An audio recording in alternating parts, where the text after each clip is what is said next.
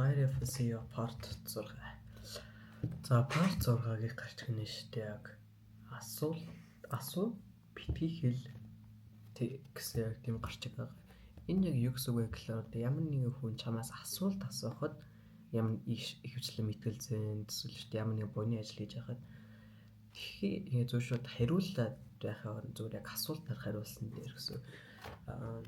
Жишээлбэл штэ ингээд яг хогийн сав байлаа гэж бод. Тэгээд штэ яг энэ хогийн савыг штэ ингээд яг дахин боловсруул гэж хэлж байхын оронд та энэ хогийг дахин боловсруулах уу гэж асуусан штэ илүүдээр. Тэгээ яг энэ судалгаанаас штэ яг хөрөнгө хүмүүс штэ ингээд яг тэр яг шууд ингээд хоо ялгаж салгаж дахин боловсруулах уудын хийгээд дахин боловсруулах боломжгүй зүйлсүүд хөгөөд штэ өөрөө утанд хийж байгаа.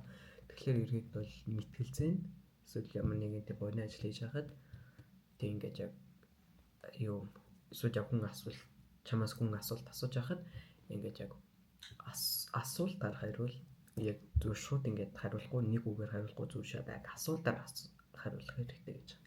Энэ ихтэй хүмүүсүүдийг илүү ятгадаг гэж байгаа судалгаагаар. Энэ номоор.